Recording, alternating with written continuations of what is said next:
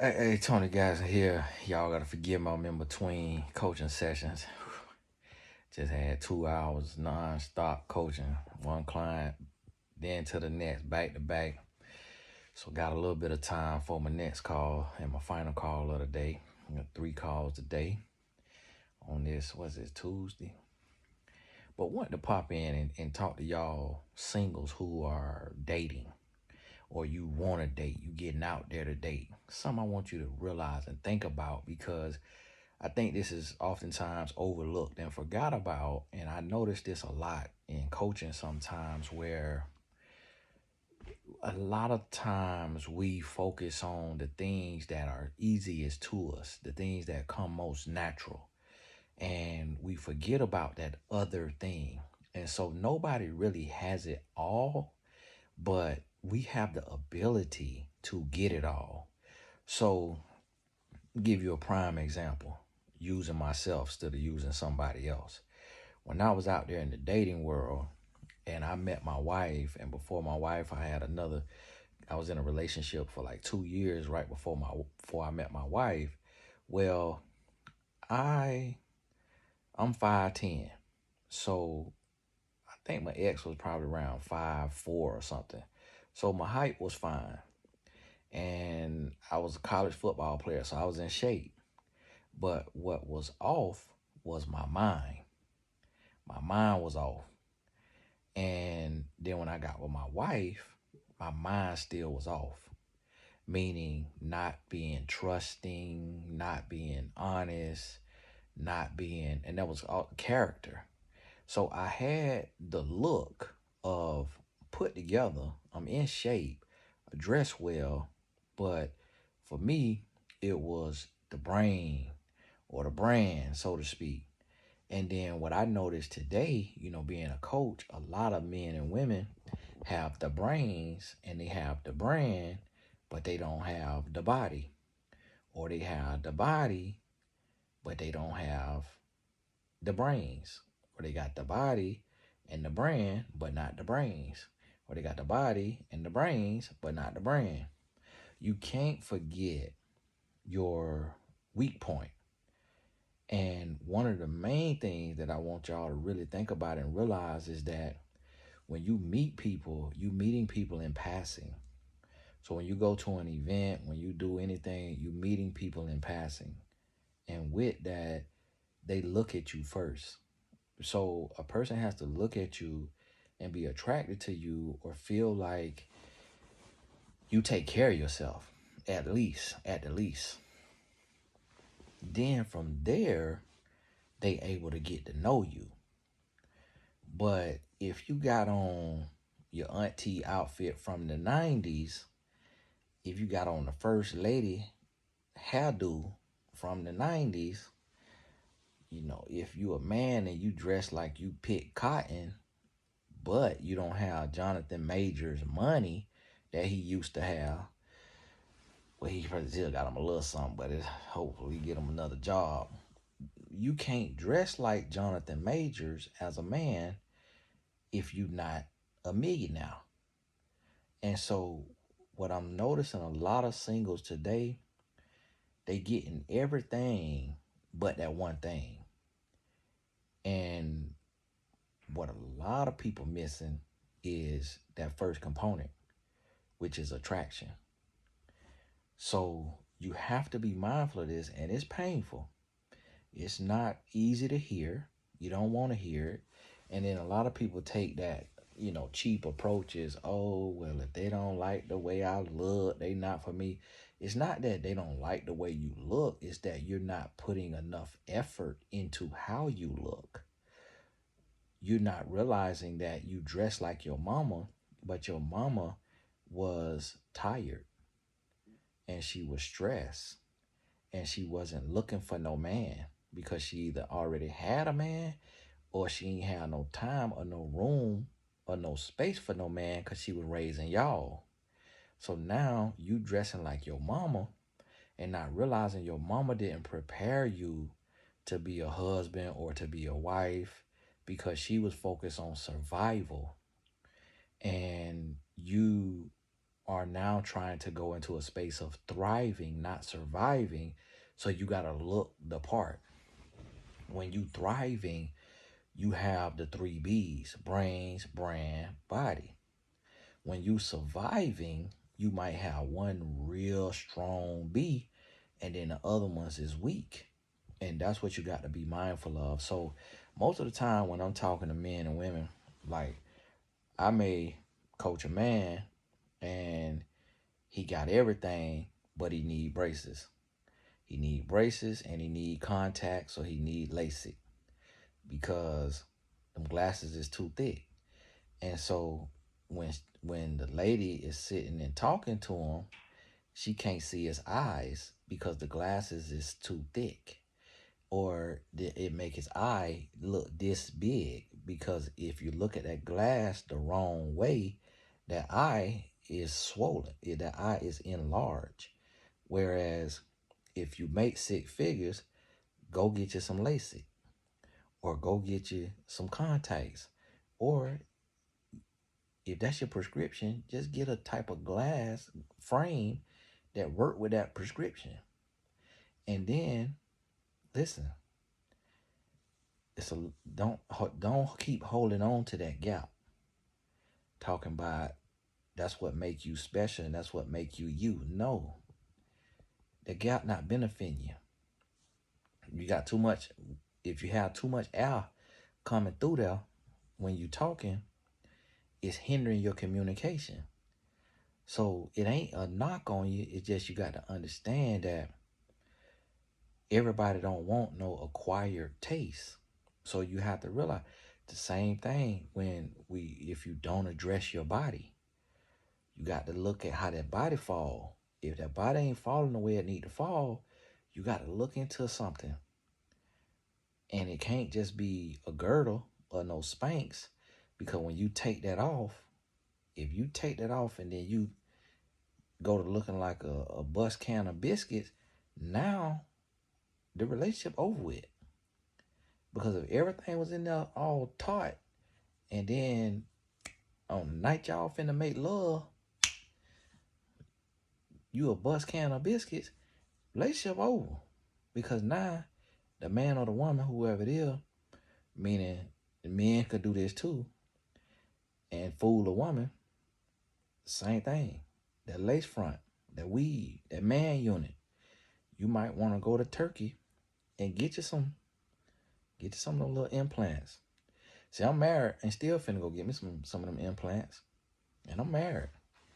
Cause I want to keep looking good for my wife. Yeah, she could love me through it, but I don't want her to have to look at no man with no full hairline around here.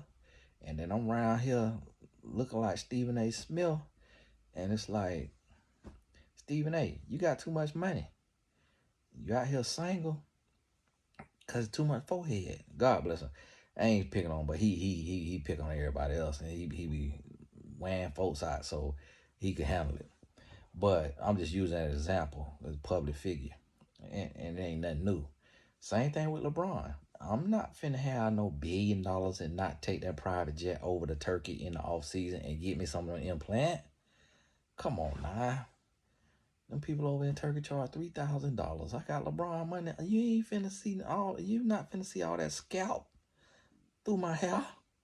I'm finna be, as soon as we get put out the playoffs, I'm on the first jet to Turkey. Man, here, put E-Dots in here and get me together. So my wife gonna have to look at all this scalp through this head, through this hair. And so this is what you have to understand. It's like, not LeBron married. So I'm just using an example. It's men who is bragging about they 6 figures, or they 6 inches, or they 6-pack, and them corners back there. Listen, you got that corner, you got that U-turn in your head. All the rest of that stuff don't matter, because when that woman meets you, she don't know what you got below the belt in your pants. She see them corners dipping, and you bragging about 6 figures, but them corners is bending corners. And so listen, you single, you want you somebody, you got to remember that everything matters. And so what I'm noticing is most singles today, only playing to their strengths and they're not strengthening their weaknesses. Singles today is, well, I'm a good person. Can't nobody tell. Can't nobody see that because of your presentation. You have to think about your presentation. You first got to present well to be able to get known. So somebody got the time to get to know you. But if you're not showing up right, you're not presenting right, and you stuck in your ways because you in your feelings, because somebody like myself telling you the truth, instead of looking in the mirror, shedding a tear that you need to shed for your feelings getting hurt and your toes getting stepped on, get mad, scratch your booty and get glad, and then get to work. Get to work. Work on you. Take care of you. I got a client did a 180 to the black people who went to the inner city school. It's 180, not 360. I learned that along the way because I used to say, man, I did a 360. And then one day I learned, that means you came all the way back to the same place, right? 180 is when you going the other way. 360 is when you came all the way back around. Just a little random lesson, cause how y'all like to point out random stuff in my comments, like the wallpaper or something. And so listen to me. You have to make sure that you working on you. I had a client. She was in a space of growth and listening. And when I tell you the way she looked now, from when she looked when I first met her, went from planet to planet. I don't want to say from Freddie Jackson to Janet Jackson, because that, might come out the wrong way, but that's what I mean. That's how drastic the change was. Imagine you a man and you want you a woman look like Janet Jackson, but she looked like Freddie and Tito. Do you want a woman look like Freddie and Tito? And I ain't saying my client look like that. I'm just saying the change was that drastic. And I was like, and so when I seen it, I was like, is this the same person? Like, so you mean to tell me that the same person could look this differently? Now, the first way she looked was not bad. There's a lot of women that look like her, that got a man, that's married, that happy, and she hadn't had plenty of men.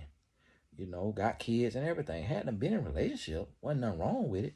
But when you step out there and you in this new world today, you got to be stepping.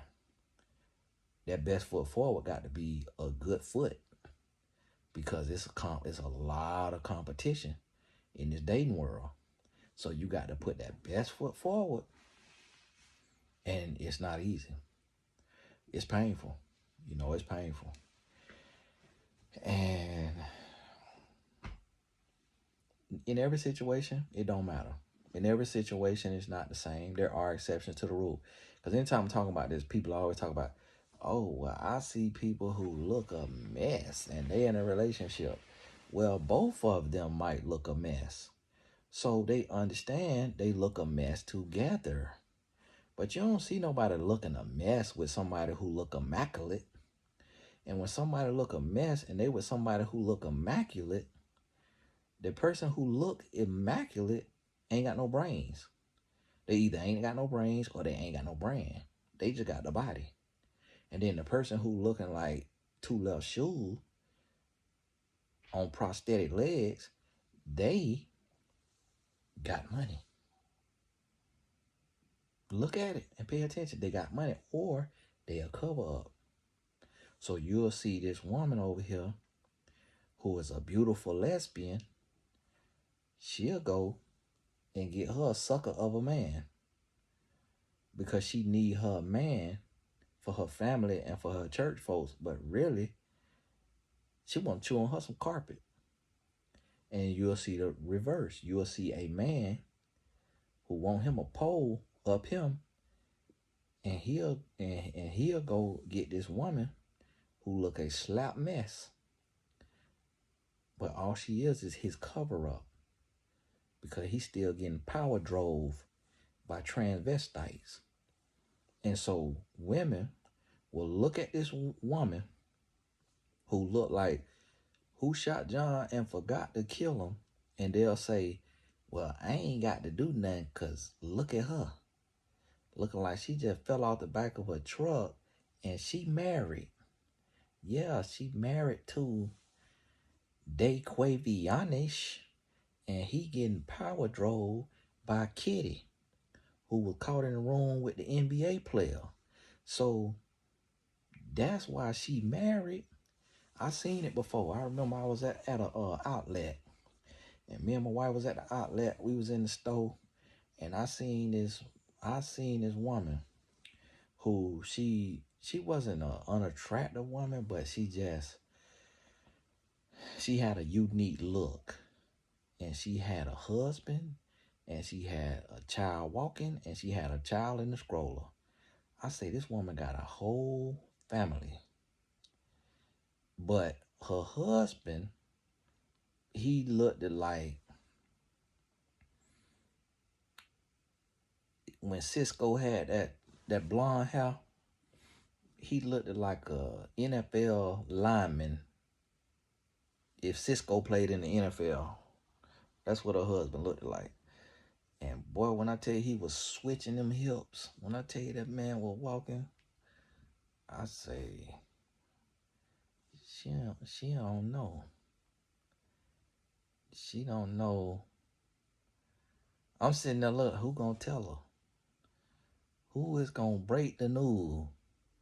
Ma'am, your husband getting a lining tore out of him. But guess what? Here she is. Now herself, she was built like an NFL tight end, which that particular build, meaning I'm talking about like height and everything, height, muscle bound, just like thick muscle, big muscular round booty, big muscular thighs, big old muscular calves, which is nothing wrong with it, but it's an acquired taste, meaning it's not gonna be a lot of men that want a woman that is 6'2", 6'3", and built strong like that. It's a certain type of man, because even men bigger than her, like Shaquille O'Neal, if you look at Shaquille O'Neal exes, they tiny. You look at his girlfriends, they real petite. He big enough to handle a woman like that. So now her husband was big and strong, but he was a pack of 9 laters, getting him some 9 and later from a transvestite, most likely, while he's on the road doing business. And so a woman will look at her and be like, man, a man can't lift her and put her legs around his neck. A man can't carry her down the aisle. A man can't carry her down them steps at the church. He be done tripped and rolled down all the steps and rolled right into the side of their limo on the wedding day. And so a woman will look at that and judge and be like, and she'll go home depressed and crying, Lord, how she get a husband and she bigger than me, and the man can't carry her, and I'm around here and I'm just a liftable, but not realizing that woman husband gay. And so it ain't always the thing. And then sometimes, so that's what I'm trying to say is worry about yourself. Because a lot of times people always be in the comment, I see a lot of women that look like this and look like that, and they got a husband. Yeah, her husband touch kids. Her husband collect child earn he. Her husband, dang. So you sitting there judging about how this woman got a husband, so you ain't got to do nothing. You ain't got to change nothing. You ain't got to work on yourself because this other woman got a husband, when you don't understand who her husband is and what her husband do. And then some people come talking about the one couple they know. Okay, that's one couple. Every week, a garbage can get a steak. That is one couple. You can't base your life and remain complacent because you seen somebody else complacent get married. And then you got to realize, okay, when they got married, this year, last year, or 10, 15 years ago, when stuff was different. And so you have to say, okay, what do I need to work on? As a man or a woman, whoever you is watching this video, if you single and you want to be in a relationship, what do I need to work on? I seen a man who's single publicly. He's single and he always talk about his money. I be seeing these men always talk about their money. They is 5'6" and got a stomach. You cannot be a 5'6" man and have a pot belly and be single and talking about you want you a woman.